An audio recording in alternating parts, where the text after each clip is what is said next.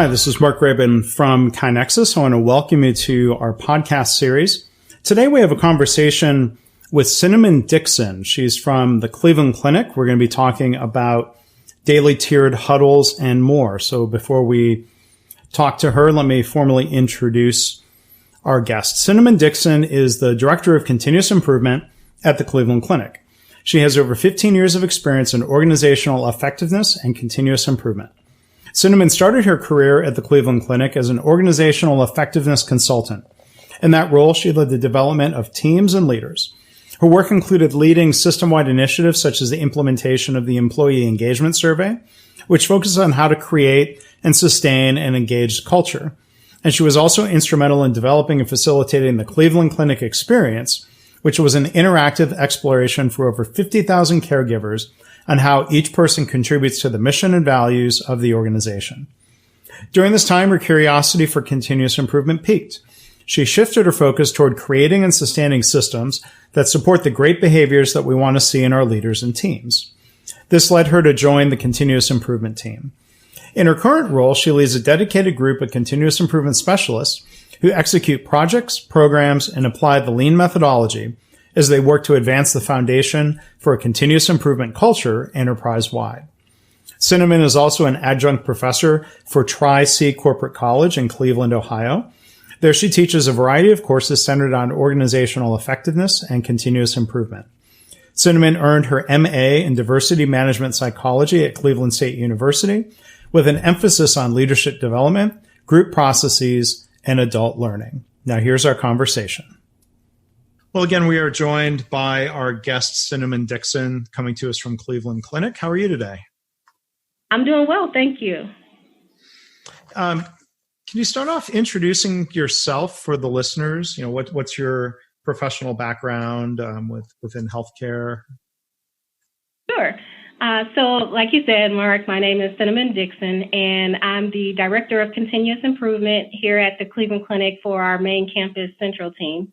My background is actually industrial psychology. So I have a bachelor's and master's in psychology with a focus in industrial organizational psychology, where really my love and passion is around studying how we think and behave in the workplace.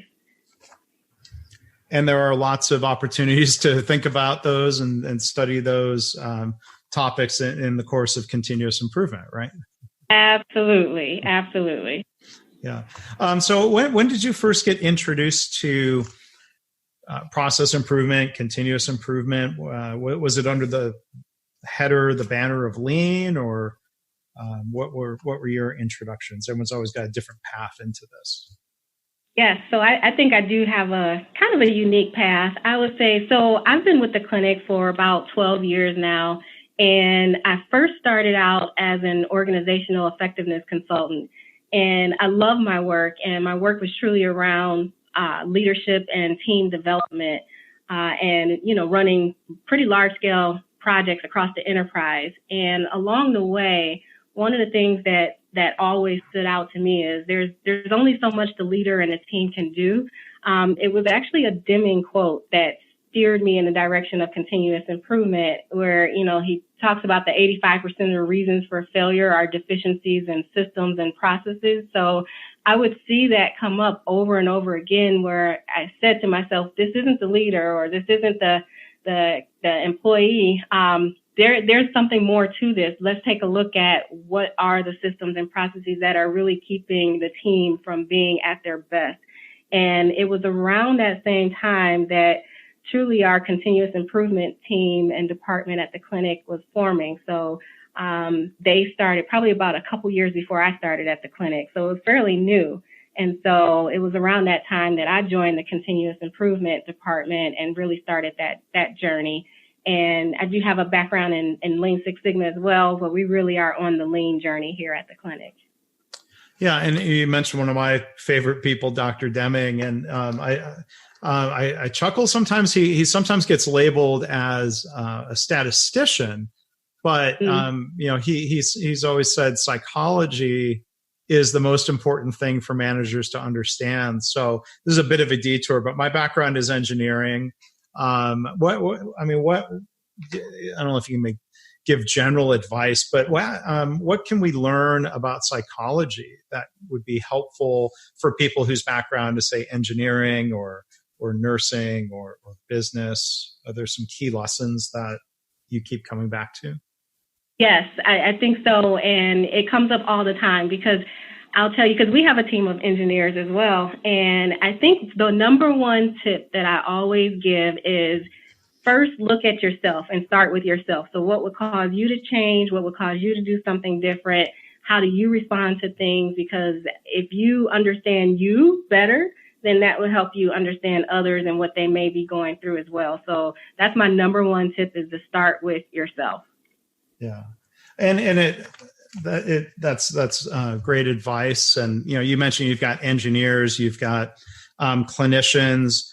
I've always found that, when we've got a continuous improvement team, that it really helps to have a mix of different backgrounds and professions and educations within a team. Has that been part of how important would you say that is, that mix and diversity of backgrounds? We've definitely found the benefit of having a very diverse team here. I'll say that there has been times over the years, now I've been with the clinic for 12 years, but with the continuous improvement department for 8 years. And in that time frame, I've seen the ebbs and flows of us hiring one type of skill set, and we've always just gone right back to, no, let's truly open up and understand what else would help bring value to our team. So now we have a whole huge mix of team members. We have those with MBAs and engineering degrees, myself with psychology, you name it. We do have a wide variety on the team who brings such rich experience to continuous improvement. So we appreciate the diversity. Yeah. Yeah.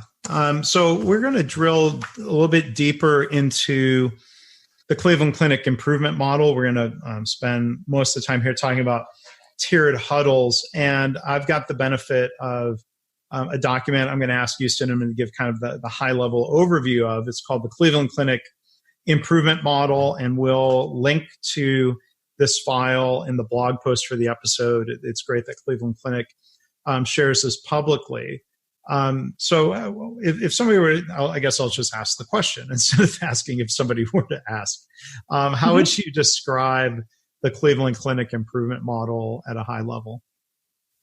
Sure. So our Cleveland Clinic improvement model, or what we call the CCIM, is truly our way, or our roadmap for how we achieve our goals. So this document was put together by multiple disciplines across the entire enterprise, coming together to say what matters most for us and how can we achieve our goals. So there are 4 systems that make up the CCIM, and that's organizational alignment, where we're really taking a look at identifying and communicating what matters most. The second system is our visual management system, where we're taking a look at managing what matters most.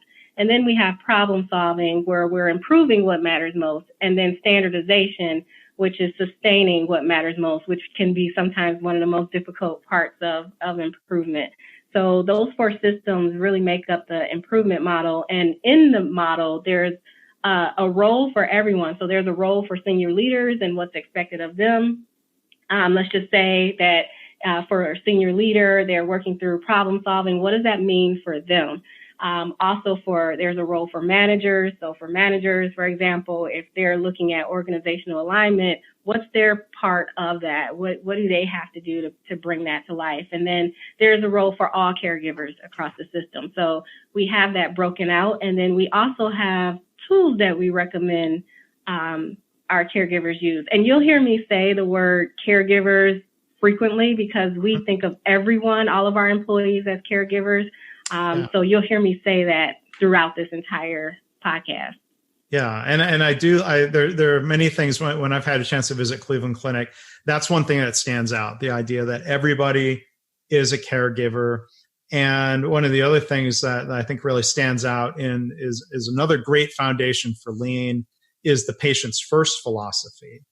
Can you talk a little bit about how the CCIM aligns and supports that philosophy that's been there at Cleveland Clinic for a while now?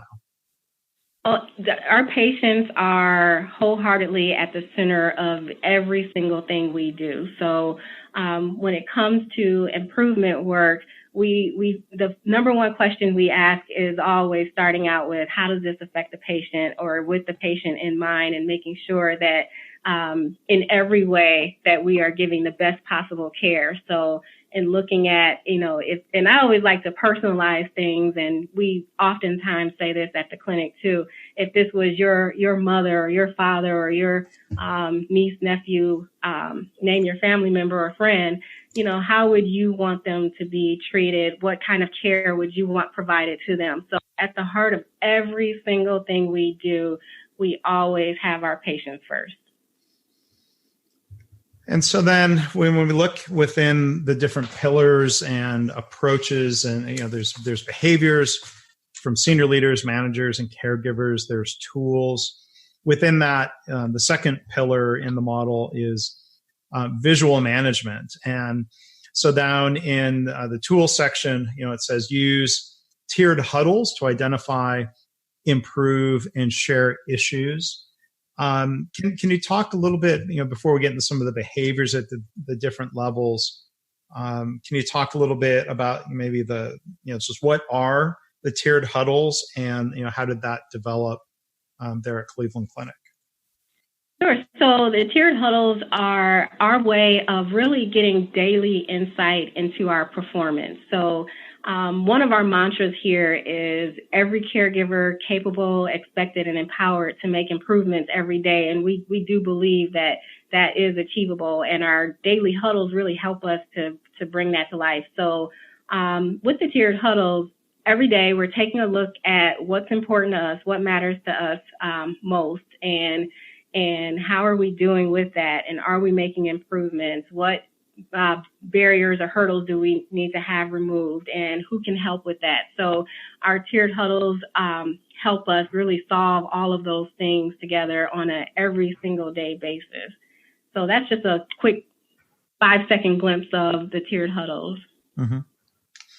And so then, there, before we dig a little bit deeper into that, I see behaviors here in the model. All caregivers, so should huddle often. And then managers, it talks about fostering team participation. So can you talk maybe a little bit about that dynamic? Try to help paint a picture of, let's say, the frontline level huddle. That's really where the tiered huddles start each day, right? Right. So let me just say this. When we started our tiered huddle, probably about a year and a half, almost 2 years ago now, where we had huddles in place. So I think when I've talked to different caregivers and different people from different organizations, I always hear, yes, well, we have a huddle. And we had a huddle before we started our tiered huddles, and we had different things in place across the system, but they weren't together. We didn't act as one, where we were a culture, really a systemness approach to our huddles and understanding our enterprise as a whole, as opposed to a unit maybe doing something on their own.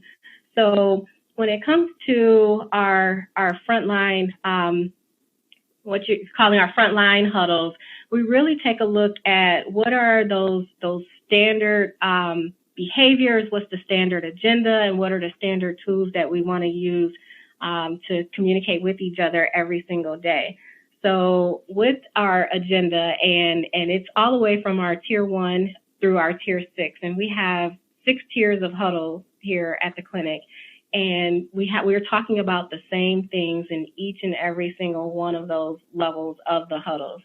And on the agenda, we have things like, we have our metrics, and then we have other things that we talk about as well. But really, what are the quality and safety items that we want to make sure that we're talking about? What do we have in terms of patient and caregiver experience? So in terms of things like the falls or reducing serious infections or whatever that may be, but we have our standard agenda that we have. We also have standard tools that we use. So all caregivers are expected to use our same agenda.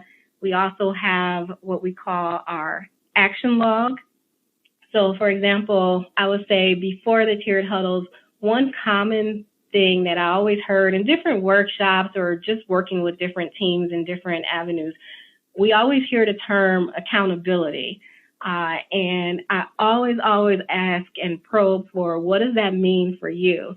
But our tiered huddles, yes, it's been a whole nother way to just really bring the accountability piece to life. And one of the ways we do that is by using our daily action log. So as caregivers are bringing up issues and items to discuss, we are jotting down and writing down, and that's part of the standard behaviors. What is it that is the issue? Who brought it up? Who's responsible for helping to resolve this? And when do we expect this to be resolved by? And truly, what's your next step? So that's written down so that when we have a huddle the next day, we're able to follow up and see if these items have been resolved. So I want to say that this has brought a whole nother level of accountability and action to our daily experience that we truly just didn't have before. Yeah, and before we talk a little bit more about following up on items, how long are those huddles typically? Is that real consistent across different areas? Yes, it's consistent. So one of the things that we really, really want to make sure is in place that these huddles are 15 minutes or less. So anything more than that just truly ends up being a staff meeting. And so that's not the goal of this. So we want to make sure our huddles are 15 minutes or less. I will say that when we get to about our tier 5, and I'm sure we'll talk about what's at the different tiers and who's at the different tiers, but our tier 5 is really an enterprise look. That is longer, but even that huddle is 30 minutes and less, talking about the entire enterprise, all of our hospitals.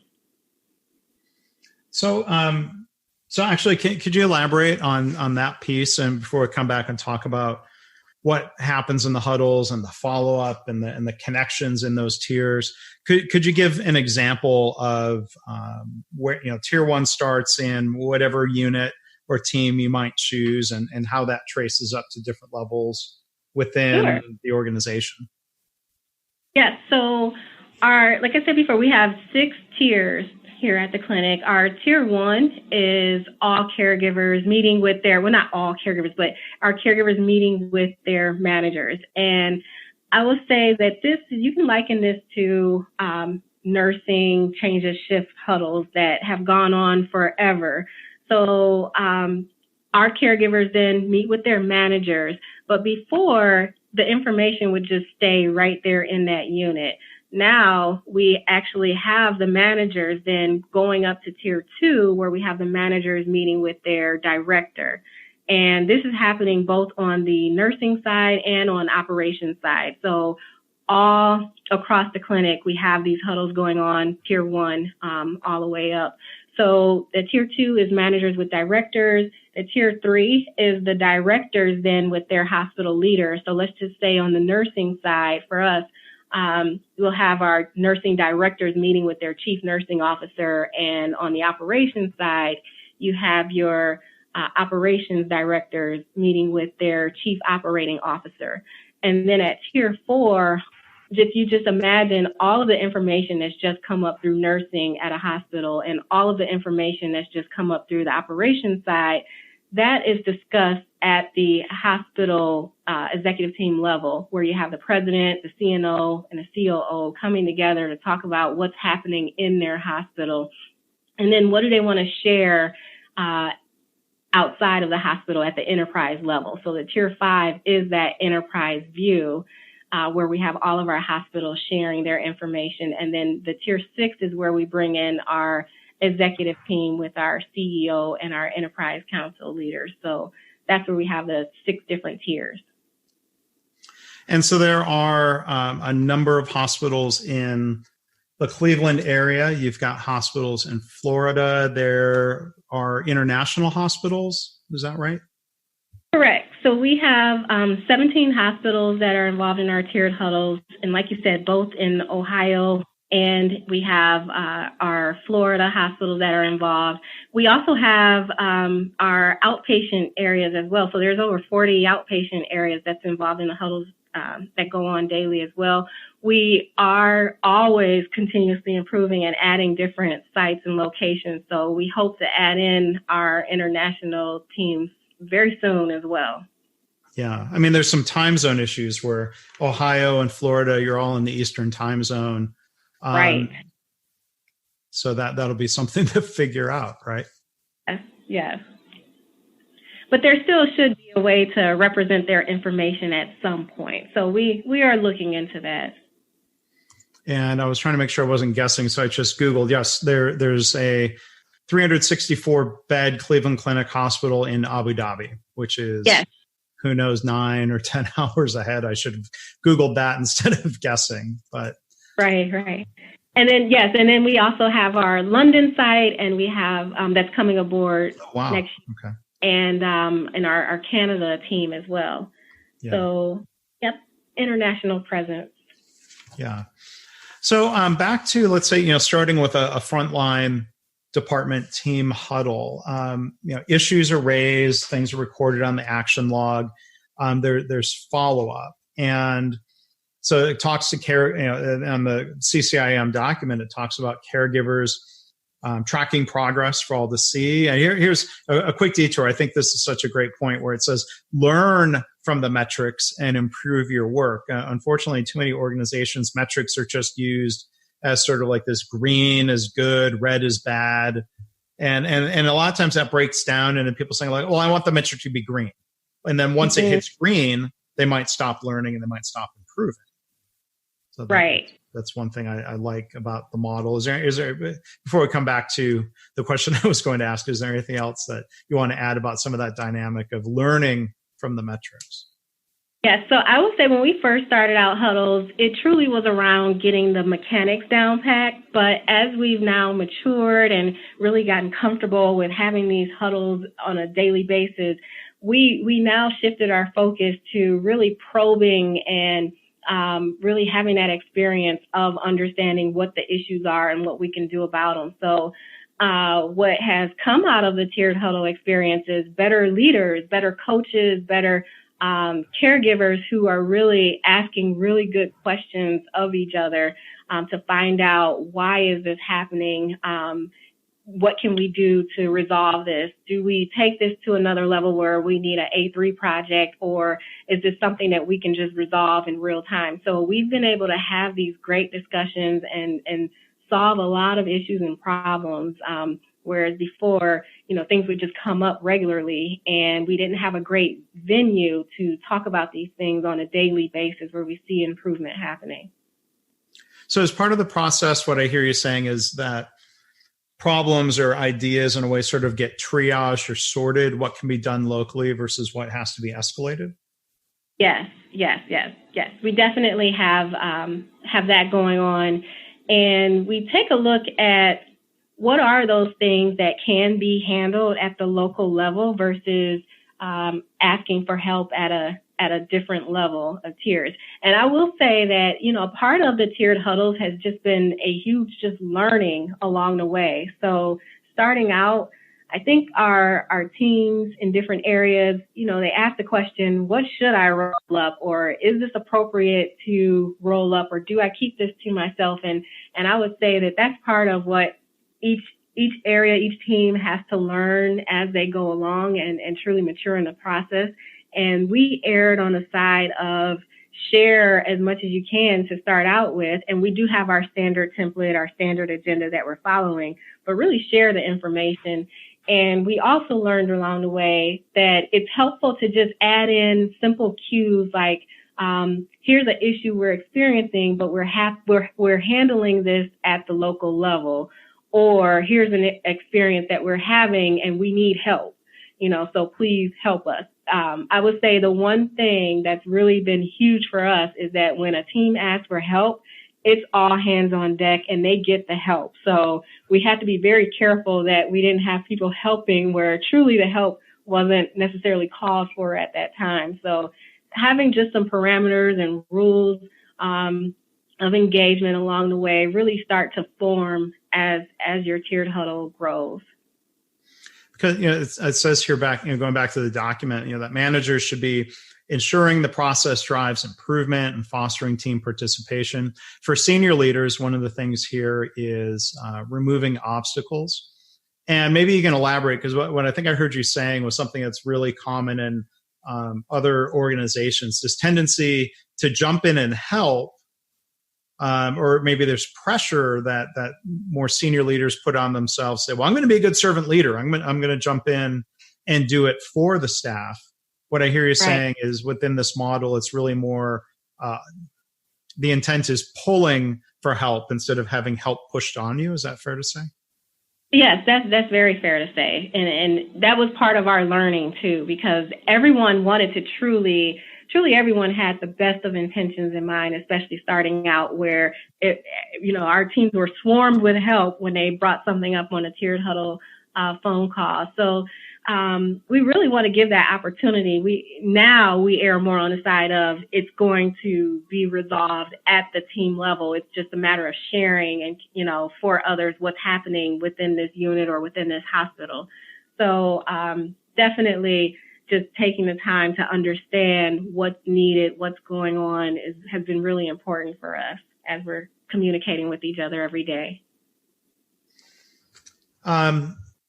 So, and that seems like there's another kind of level of triage, and maybe you can try to help paint a picture. I've had the benefit of seeing this, that in different areas there are boards on the wall where there are little cards and templates for relatively small issues or ideas, and then there are A3s that are visible and they're posted.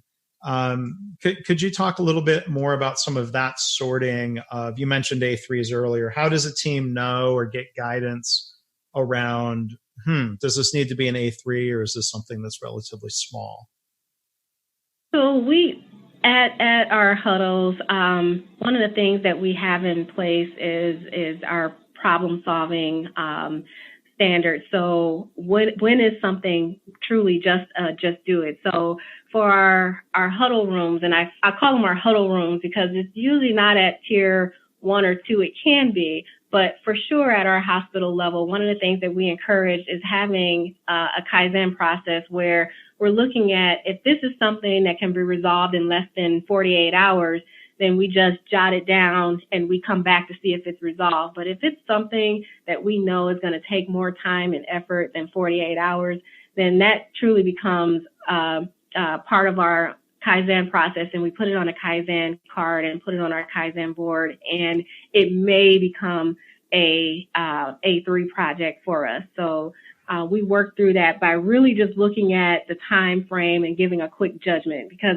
our tiered huddles, of course, are less than 15 minutes. So just from what someone's sharing and from what they know about what's happening, we can quickly just ask, do you think this is going to be resolved in 48 hours or less? Yes, then we just jot it down. If no, then we're going to take you through the whole Kaizen process on that one. Do you have a sense of like even rough proportions, or maybe you have data on this? What proportion of ideas get handled within the level 1 team versus how many get escalated upward? I would say the majority of things that come up are truly handled at the local level. We have really 3 parameters around what's escalated and going up through the tiers, and there's more. The one threshold is just if you want to share something up the tier, please feel free to share up the tier. But another one is if we know that there's going to be a risk to the patient or a risk to the organization, then that's something that we want to make sure we're escalating so that others are aware and we're problem solving around that. If someone needs help, then that's something that we know we're escalating and looking to get help on for that team. Or the other third one that we take up through the tiers is if we feel as though others will benefit from hearing what's happened in the area, then that's something that we want to share and escalate to the next tier level. So those are really the 3 things around just what do we take up, what do we escalate. But I would say, going back to the original question, that the majority of issues truly are handled at that local level. And a lot of the sharing that we do, especially enterprise-wide, is more so of here's our 24-hour snapshot of what's happening at our different hospitals, and here's what we're doing about them, and here's where we need help. So that's truly what the conversation looks like, sounds like. Yeah. And one of the benefits I've heard, other organizations that are also doing tiered huddles is that, it just really speeds up the flow of information, whether it's good or bad, something that's worth celebrating and sharing versus something that's issue or a problem that needs response, and then it's just having that speed. And you mentioned earlier, kind of paraphrasing, getting leaders getting a better sense of what's going on, learning about the organization. Do you have any examples that you can share about where that speed of communication was really beneficial? Well, let me just, because I want to comment on something you actually just said, with leaders really understanding their work. I would say that really early on, literally within the first week to 2 weeks that we rolled out tiered huddles at the hospitals, I heard our presidents, our COOs really saying, you know what, I feel like I have such a great grasp of what's happening within my hospital. I now feel way more confident about knowing what are the issues, what's the good, what's the bad. If something's happening on a certain unit, or if I need to go check in on a caregiver, I know in real time what's happening versus hearing about something a month or two later. So I would say that has been really big for us here at the clinic, is our leaders being very confident in knowing what's happening within their walls of their hospital. So that's been a big one for us. Yeah. And then the other question was about, the advantages of that speed of communication. Are there any examples that you can share about where that was really helpful? So every day there's something coming up or something going on, across the system. You'll be amazed at what you hear on the tiered huddle phone calls when you hear from the enterprise view. But I think some of the things that we hear are, when there's something that's really affecting one hospital, you feel like you're alone in this and that it's only affecting your hospital. So I give one example where we had a laundry issue and we thought it was just the one hospital having this issue, when it turned out, no, it actually was the facility that serviced a number of our different sites that had the same laundry issue going on. We wouldn't have known that in that kind of real time unless, besides the fact that we took it up through the tiers and we learned that it truly was a problem that they were having at their warehouse and that we had to go out to another vendor to get our laundry things or something like that. But that was just one of the examples of what happened a while ago, that instantly we knew what was happening, that we would have been scrambling the entire day to figure out what's going on. Why do we have this happening? So, but we have things like that go on every single day where we'll have a shortage in supplies or a shortage in a pharmaceutical need, where there's really a bigger shortage than what's just happening at a hospital. So it could be enterprise-wide, or it could even be a national emergency that's happening that we hear about through our tiered huddles. And I would say that one of the great things is that we now look to our huddles every day to get that real-time information of what's affecting us, what should we know about. So we can point to our tiered huddles and our leaders to really give us that on-time view of what can we expect. So one other question, you mentioned these have been happening for 18 months. Can you talk a little bit about some of the design of, the rollout here, whether there were some initial pilots or what was sort of the time frame? From my past understanding in visits, it wasn't all at once, big bang, everybody start doing these tomorrow. There was kind of an intentional approach. If you can talk about that for us. Yeah, we didn't know until we tried, but one of the good things that we had along the way was our continuous improvement team. So our team partnered with every single hospital and our family health centers to help roll out their facility. So we did it on a pretty much one by one basis. So we probably had a new hospital or a new FHC joining on a daily basis for a period of about 3 to 4 weeks. And that's how we did our rapid rollout. And it was a good team effort. We had huddles around the huddles. So what's working, what's not, what do we want to change? Yeah. Some of the other things we did was, at first, and these are kind of some of our learnings along the way, is, do we want to do batch changes or do we want to do single changes as they come up? And for us, one of the big learnings was let's do batch changes instead of the single learnings, because there's just so many people involved in the huddles every day that if we change things too regularly, we get frustrated. And I myself rolled out at one of the hospitals, and we felt that effect when there were changes coming every so often. So we changed the cadence of changes to only happen once a month versus once a week even. So that was very helpful. So we had a lot of different learnings as we went on.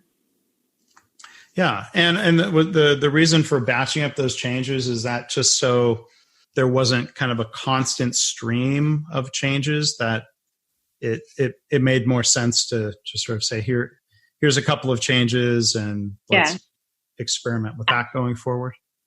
Absolutely. I'll tell you, we had a little bit of change fatigue at first going through this. So it was a big change just to start the tiered huddles. That was a huge change. And to clear out our mornings to make time for huddles to happen every day. That was big for our leaders. Yeah. But then on top of that, to now say, okay, instead of sharing your information this way, I want you to share this way. Or instead of, focusing on this metric, we're going to focus on that metric.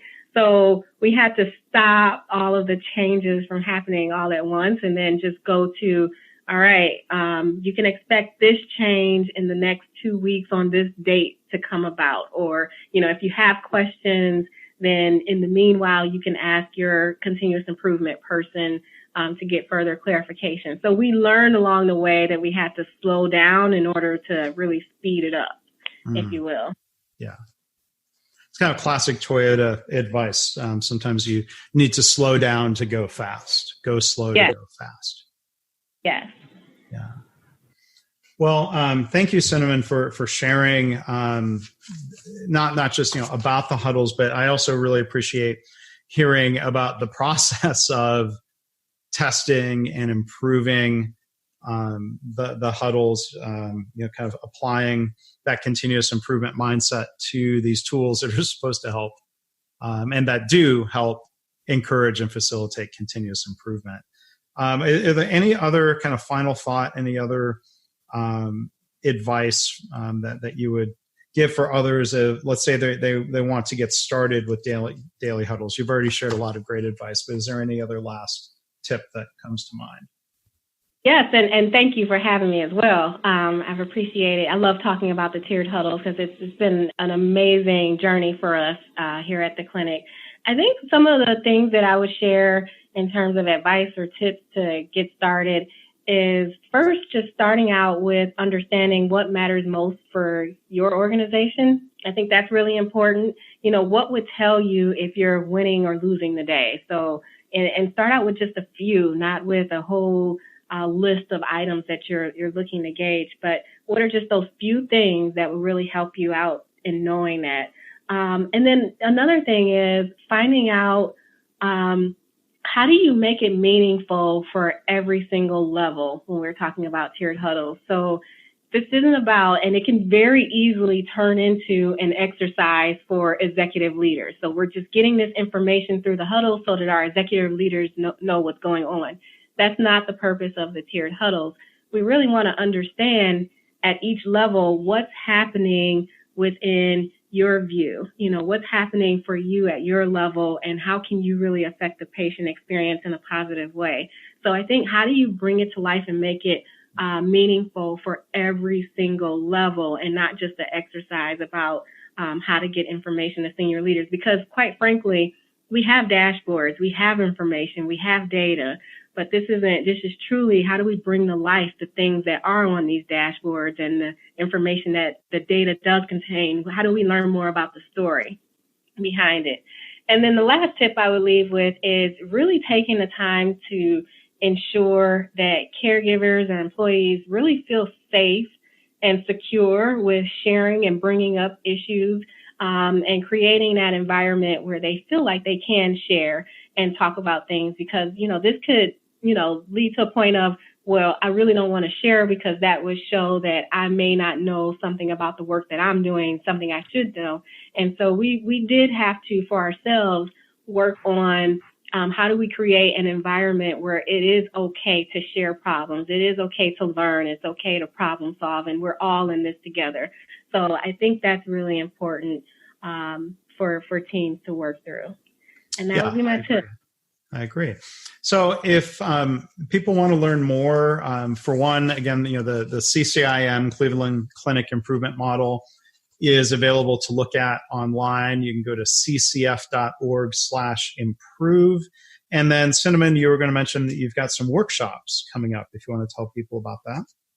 Yes, we are really excited. We've actually had a lot of people contact us about our tiered huddles and about some of the other ways in which we do our improvement work. So for the first time, we're really offering now our workshop series to external visitors. So if you go on our site, which is www.ccf, and that's Cleveland Clinic Foundation, so ccfcme.org/CCIM, then you can find that. Or you can just follow me on Twitter, which is @CinnamonDixon1, and the link is posted there. But those workshops will be offered for the first time in December, starting in December, and then hopefully we'll have some more coming up next year as well, where we're sharing especially our tiered huddles. You can actually go visit our tiered huddles and experience what we experience every day, which I think is a phenomenal learning experience.